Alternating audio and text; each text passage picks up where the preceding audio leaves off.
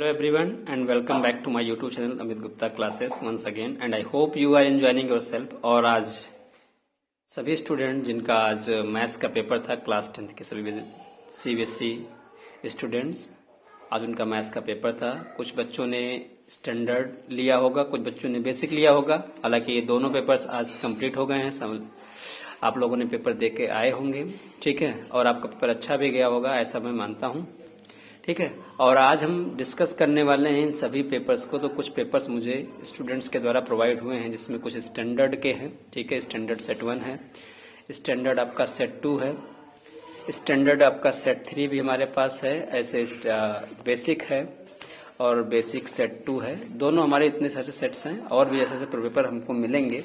आपको step by step सभी papers का सोल्यूशन आपको प्रोवाइड करा दिया जाएगा, ठीक है। आज इस वीडियो में हम डिस्कस करने वाले हैं क्लास 10th के स्टैंडर्ड मैथ्स के सेट 1 पेपर के लेकर क्वेश्चंस कैसे आए हैं। इसमें हम डिटेल्स के साथ इसको समझेंगे, इसके सोल्यूशन को देखेंगे और आंसर आपको 100% बिल्कुल एक्यूरेट मिलेगा, ठीक है। ओवरऑल अगर पेपर के रिव्यू की बात की जाए तो बेसिक है, तो बेसिक थोड़ा सा इजी होता ही है स्टैंडर्ड से, ये तो सबको पता है। इसीलिए कुछ बच्चे जिनको मैथ्स आगे चल के नहीं लेना होता है वो बेसिक ले लेते हैं, और जिनको आगे मैथ से ही आगे कंटिन्यू करना है वो स्टैंडर्ड ले लेते हैं, ठीक है। तो इस तरीके से मतलब अपनी थिंकिंग होती है। ओवरऑल अगर पेपर की रिव्यू की बात की जाए तो इस बार कॉम्पिटेंसी बेस्ड क्वेश्चंस जो थे वो अच्छे तरीके से पूछे गए हैं, लॉजिकल हैं, थोड़ा सा आपको डीपली पूछा है, बुक से पूछा है, बुक के अंदर घुसकर पूछा है, इस तरीके से क्वेश्चंस भी बने गए हैं, ठीक है। चलिए क्वेश्चंस को देखेंगे तो समझेंगे कहाँ से क्वेश्चन कैसे बना हुआ है, ठीक है। कुछ पेपर बच्चे देखकर आए थे, बहुत सारे बच्चों के चेहरों पे खुशी, कुछ बच्चों के चेहरों पे उदासी थी। ओवरऑल पेपर को रिव्यू करते हैं और देखते हैं कि पेपर कैसा आया हुआ है। तो हम सबसे पहले सेट 1 जिसका कोड है 36/1, ठीक है। ये आपका स्टैंडर्ड का पेपर है। जिनके पास ये सेट मिला होगा वे सभी बच्चे अपना सेट पेपर अपने सामने रख लें और इसका आंसर मैच करें। आज हम इसमें डिस्कस करने वाले हैं एमसीक्यूज क्वेश्चंस के, ठीक है, और इसको समझते हैं पहले एमसीक्यूज सॉल्व कर लें, ठीक है। चलिए स्टार्ट करते हैं। स्टेटमेंट आपने इसका सब इंस्ट्रक्शन पढ़ ही लिया होगा। पहले क्वेश्चंस को स्टार्ट करते हैं। लैंग्वेज इंग्लिश चूज करेंगे हम लोग। तो पहले क्वेश्चन का आंसर कहता है 0.4 इज एन। देखिए 0.4 अगर आप सॉल्व करें तो ये 0.4 को आप कैसे लिख सकते हैं? आप लिख सकते हैं 4/10। अब आपको पता है कि इसका रूट 4 का तो निकल सकता है, लेकिन रूट 10 का एग्जैक्टली रूट नहीं फाइंड कर सकते। तो इसीलिए ये आपका completely non terminating non repeating number देगा। तो ये ऑप्शन नंबर डी हो जाएगा, इरेशनल नंबर, ठीक है।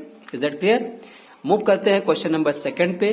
Which of the following can not be the unit digit of 8 power n। ये क्वेश्चन तो एनसीईआरटी का ही है और इसको पता है कि can not and with digit 0 देता है। तो ऑप्शन नंबर सी इसका हो जाएगा सही आंसर। आप इसको मैच कर लीजिएगा।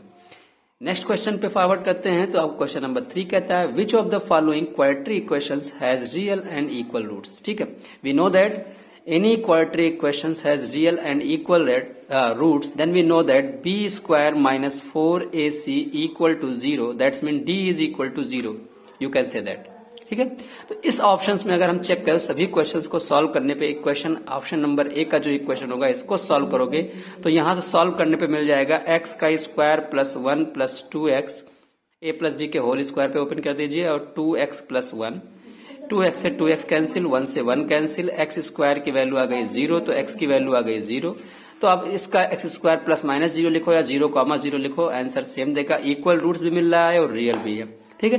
तो ये ऑप्शन आपका कहाँ मिल रहा है? ऑप्शन नंबर ए के इक्वेशन से। तो यही आपका सही आंसर हो जाएगा। मूव करते हैं नेक्स्ट क्वेश्चन पे। Question number 4, if the zeros of the polynomial ax square plus bx plus 2a upon b are reciprocal of each other, then the value of b।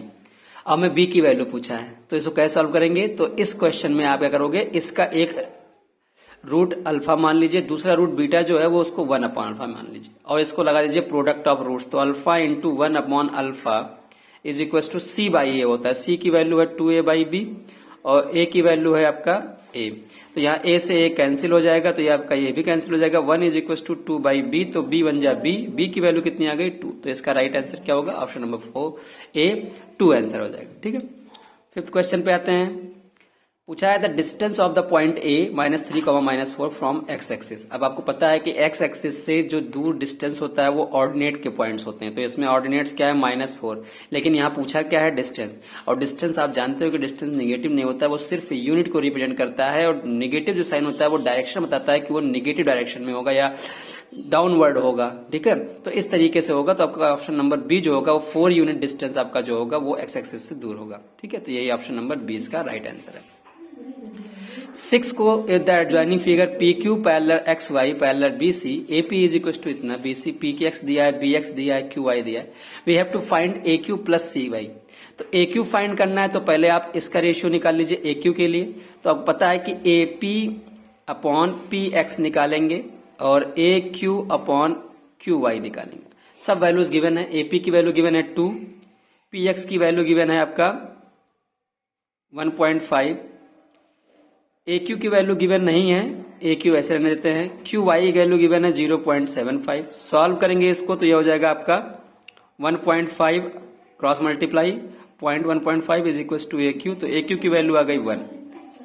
ठीक है, ए क्यू 1 आ गया। अब आपको निकालना है सी वाई। सी वाई आपका यहाँ है, तो अब इसको हम लिख सकते हैं क्या, A X upon B X is equal to A Y upon C Y, और ए एक्स बनेगा आपका A P plus P X से, तो इन दोनों को आप जोड़ लीजिएगा तो हो जाएगा 3.5।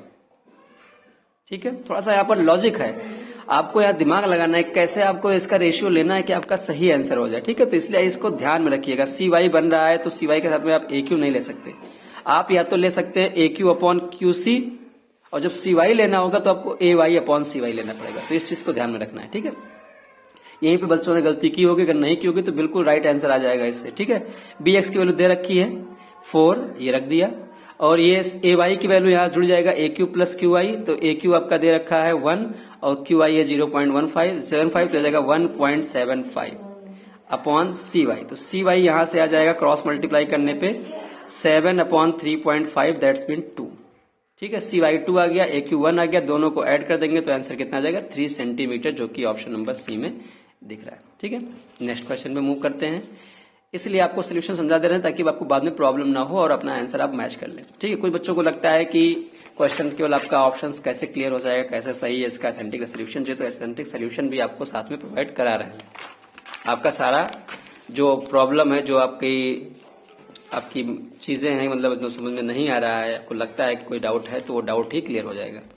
2 ट्रायंगल्स आपके सिमिलर दे रखे हैं, ए दे रखा है, क्यू दे रखा है, values of R and B दे रखा है। अब यार ध्यान रखिए कि अगर सिमिलर है तो एंगल क्यू बराबर जो होगा एंगल बी के होगा, और एंगल क्यू कितना दिया है 90, तो बी भी कितना होगा 90, तो एंगल बी तो आ गया 90। एंगल ए दे रखा है आपका 30, तो एंगल सी आपका आ जाएगा 180 में से दोनों घटा दोगे तो आ जाएगा आपका 120 और 60 डिग्री। तो एंगल सी आ गया 60 डिग्री। एंगल तो सी जो है वो आर के इक्वल होगा, तो आर भी 60 डिग्री हो जाएगा। R 60, B 90। ठीक है, क्योंकि बी जो है क्यू के इक्वल है, तो बी 90 आर 60 तो हो जाएगा वो 150। ऑप्शन नंबर सी इसका राइट आंसर है कि इसका आंसर कितना आएगा 150 डिग्री आएगा। आप इसको मैच कर सकते हैं। क्वेश्चन नंबर 8 की बात करें तो कह रहा है 2 coins are toss simultaneously, the probability of getting at least 1 head. जब एटलीस्ट 1 हेड की बात आए तो इसका मतलब इसमें केस हमने पढ़ाया हुआ है, बच्चे जो कोचिंग में रहे होंगे वो जानते होंगे, जो स्कूल में पढ़े होंगे वो भी जानते होंगे। एटलीस्ट का मतलब होता है कम से कम एक तो होना ही चाहिए, उससे ज्यादा अगर आपका आता है तो वो भी आपका कोई कंडीशन सेटिस्फाइड करेगा। तो इसको जो आप बनाओगे 4 पॉसिबल आउटकम्स बनेंगे, उसमें से एटलीस्ट 1 हेड आने की प्रोबेबिलिटी क्या है। पहले तो हम बना दें आपको टोटल पॉसिबल आउटकम्स, ये बन गया। अब इसमें एटलीस्ट 1 हेड कहाँ पर है, एक यहाँ है, एक यहाँ, एक उससे ज्यादा भी होगा तब भी चलेगा, तो यहाँ है। ठीक है, ये इसमें नहीं होगा, इसमें एक भी हेड नहीं है, तो ये 3 ही कंडीशन बनेंगे 3/4। इसका ऑप्शन कहीं है, option number C 3/4। Question number 9 की बात करते हैं तो in the adjoining figure P A and P B are tangent of a circle, ये दे रखा है, पी एंगल दे रखा है, ए बी लेंथ दे रखा है, डायमीटर ऑफ सर्कल पूछा है। तो ध्यान रखिए कि ये डायगोनल ए बी दे रखा है, तो डायगोनल जो होगा इसके स्क्वायर का डायगोनल है। डायगोनल का स्क्वायर क्या होता है, साइड √2 दे रखा है 3√2, √2 कैंसिल, साइड की वैल्यू आ गई 3 सेंटीमीटर। अब ये साइड आ गया तो एपी कहो, ओए कहो, ओबी कहो, बीपी कहो, तो साइड ही तो है, तो ये रेडियस भी हो जाएगा 3 सेंटीमीटर। तो डायमीटर पूछा है तो 3 का डबल कर दीजिएगा, 6 आ जाएगा आपका आंसर। तो ऑप्शन नंबर डी इसका राइट आंसर है 6। ठीक, नेक्स्ट क्वेश्चन, क्वेश्चन नंबर 10 कह रहा है कि एक सर्कल है जिसका सेंटर ओ दिया है, रेडियस 5 है, तो कौन सा स्टेटमेंट ट्रू है। देख कितना प्यारा सा क्वेश्चन दे दिया। यही आप क्वेश्चन अगर आपका क्वेश्चन लगाने के लिए फिगर वाइज है तो आराम से आप लगा के आंसर ले आते, लेकिन यहाँ पर क्वेश्चन कितना आसान सा दिया है, इसने स्टेटमेंट में क्वेश्चन दे दिया है। आपका लेवल थोड़ा सा आपकी सोचने की शक्ति को बढ़ाने के लिए ऐसा क्वेश्चन बनाया गया है। तो इसका आंसर क्या सही होगा, तो इसमें आप देखिए तो पहला आंसर तो बिल्कुल गलत है कि इनके पैरेलल लाइन जो टेंजेंट्स होंगे उनके बीच का डिस्टेंस 5 तो होगा ही नहीं, क्योंकि जो पैरेलल आपके होंगे उसके बीच का डिस्टेंस 10 होना चाहिए। तो ऐसा कहाँ है, ऑप्शन नंबर क्यू देखिए स्टेटमेंट तो उसमें दे रखा है, तो इसमें ऑप्शन नंबर बी हो जाएगा, क्यू इसका राइट आंसर है। ठीक है, चलिए क्वेश्चन नंबर 11 की बात करें तो ये क्वेश्चन दे रखा है, इसमें T S is the tangent of circle with centre O, value of 2x degree value पूछा है। फिगर सही दिख रहा है कि ये राइट एंगल ट्रायंगल है, ये 90 है और इन तीनों एंगल का सम 180 होता है। तो सबको जोड़िएगा तो हो जाएगा 3x plus 90 is equal to 180, 4x is equal to 180 minus 90, 4x is equal to 90, x is equal to 90 by 4, x is equal to 45 by 2 आ गया। हमें पूछा है 2x की वैल्यू तो आ गया 45 बाई 2 इंटू 2, कैंसिल हो जाएगा, 45 degree is the right answer, option number B इसका हो जाएगा राइट आंसर 45 डिग्री। ठीक है, नेक्स्ट पे आते हैं क्वेश्चन नंबर 12।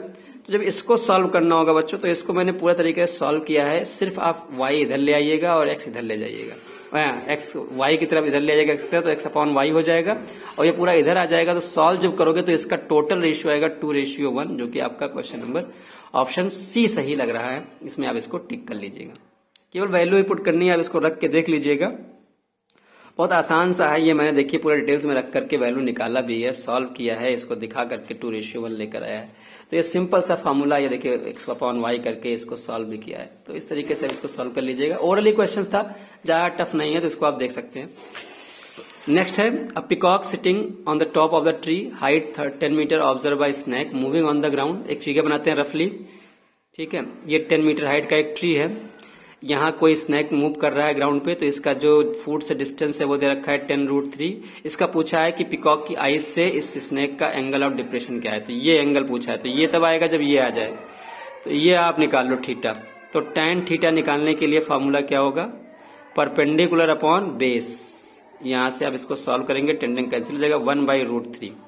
अब पता है कि tan थीटा में 1/√3 किसका होता है, 30 डिग्री का, तो ऑप्शन नंबर ए इसका राइट आंसर है। ठीक है, सॉल्व कर लीजिएगा इसको।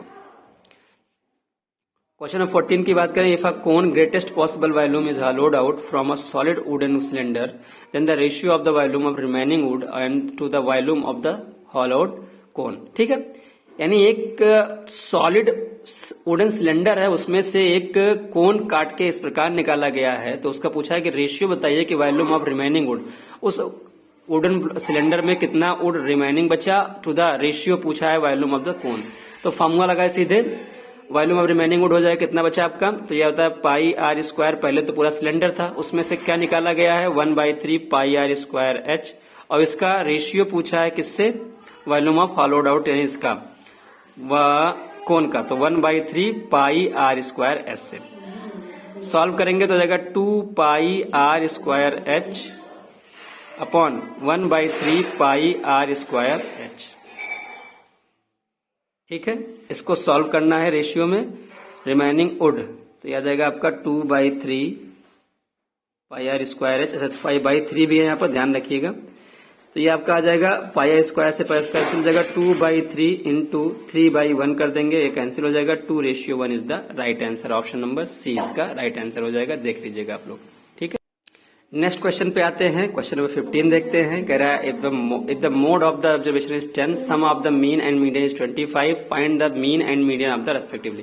तो इसका आंसर ऑप्शन नंबर बी होगा। कैसे होगा, दे रखा है मोड, दे रखा है मोड m0 10 दे रखा है, मीडियन और मीन का सम दे रखा है, तो median plus mean is equal to आपका 25। तो यहां से मीडियन निकाल लीजिएगा, 25 माइनस मीन होता है। आपको फॉर्मूला पता है, क्या पता है, 3 median minus 2 mean is equal to mode होता है।